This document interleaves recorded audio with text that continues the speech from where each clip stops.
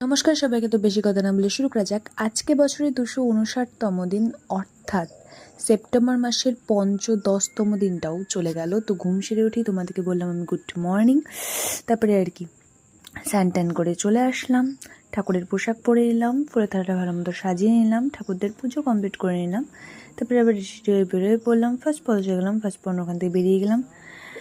তারপরে সেকেন্ড পড়া দেখলাম, সেকেন্ড পড়ানোর ওখান থেকেও বেরিয়ে গেলাম। তারপরে দেখলাম 3 নম্বর পড়ানো পদে, 3 নম্বর পড়ানোর ওখান থেকেও বেরিয়ে গেলাম। তারপরে চলে আসলাম বাড়িতে। তারপরে বাড়ি থেকে বেরিয়ে গেলাম, চলে উঠে পড়লাম বাসে। তারপরে চলে গেলাম LIC অফিসে। তারপরে না আর ভিডিও করা হয়নি, কারণ মোবাইলে চার্জ ছিল না। তো LIC অফিস থেকে বাড়িতে ফিরে গেছিলাম ঠিক সময়ের মতো। কি বলবো, যাই হোক, পরের দিন অর্থাৎ বছরে 260তম দিন আর সেপ্টেম্বর মাসের 10তম দিনটাও চলে গেল। তো ঘুম সেরে উঠে তোমাদেরকে বললাম গুড মর্নিং। তারপরে আর কি এডি দিয়ে বেরোয় বললাম, ফার্স্ট পদে চলে গেলাম, ফার্স্ট পর ওখান থেকে বেরিয়ে গেলাম। তারপরে গেলাম স্নান টান করে শটাং উপরে চলে গেলাম,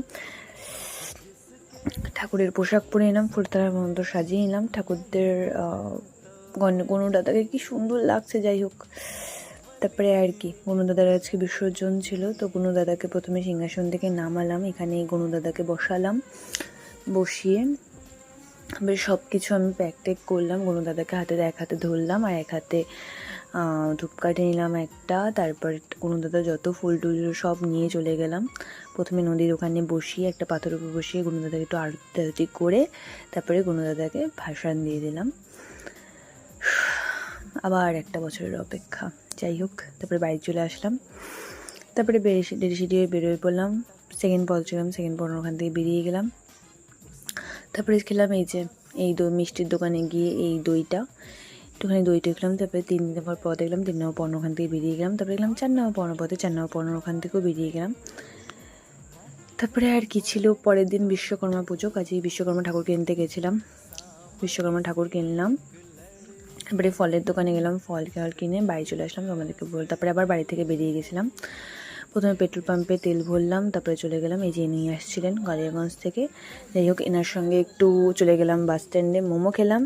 মোমো খেয়ে দিয়ে তারপরে গেলাম সিটি বাজার মেট্রোতে একটু কালেকশন দেখতে, কসমো বাজারে গেলাম একটু কালেকশন দেখতে, ভি বাজারে গেলাম।